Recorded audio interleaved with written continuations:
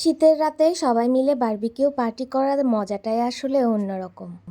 আসসালামু আলাইকুম, কেমন আছেন সবাই? আশা করি সবাই অনেক অনেক ভালো আছেন। আলহামদুলিল্লাহ আমরাও অনেক ভালো আছি। আরেকটা ডেইলি ব্লগ নিয়ে চলে আসলাম। আজকে ব্লগে থাকছি আমরা রাতের বেলা সবাই মিলে যে পার্টিটা করেছি তার একটা ছোট্ট ভিডিও।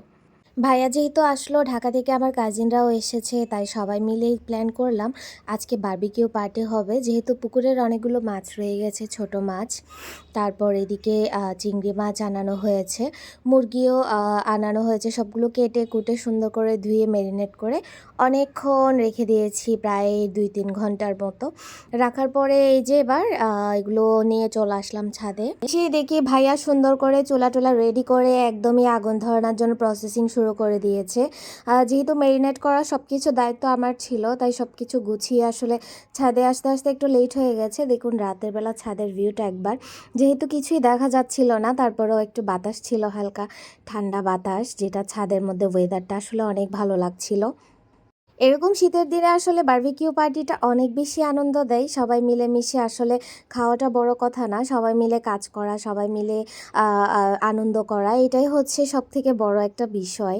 এই যে দেখুন এদিকে আগুন ধরিয়ে সুন্দর করে ভাইয়া সব কিছু একটা একটা করে দিয়ে দিচ্ছিল।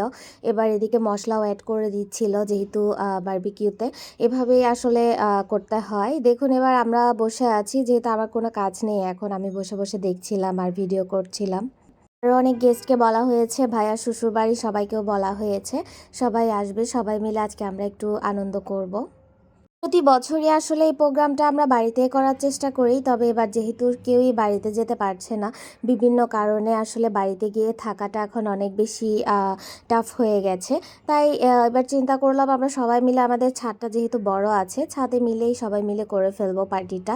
আসলে আনন্দ যেখানেই থাক না কেন, আনন্দ তো আনন্দই, করার জন্য সবার মন মানসিকতা এক এক থাকতে হয়।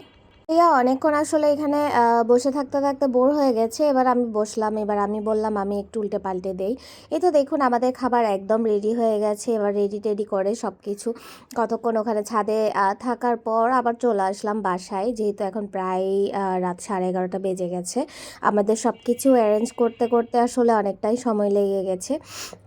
আমরা পরোটাটা আসলে সাদিয়াস কিচেনেই অর্ডার করে এসেছিলাম, ওইগুলোই আনানো হয়েছে, গরম গরম নিয়ে আসা হয়েছে পরোটাগুলো। এবার সবাই মিলেমিশে খেতে বসে যাবে। দেখুন মাছ, চিকেন, তারপর এখানে কিছু বড় বড় চিংড়ি মাছ ছিল।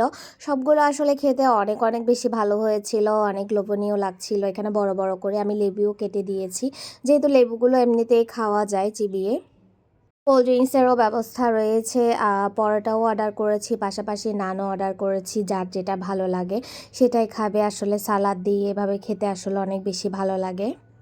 সুন্দর করে গুছিয়ে সবাই মিলে ভিডিও করে নিচ্ছিলাম, যার যার মোবাইলে সবাই ভিডিও নিতে ব্যস্ত হয়ে গেল, কারণ এত কষ্ট করে করেছে, সবাই আসলে ভিডিওটা নিতে ইচ্ছেই করে।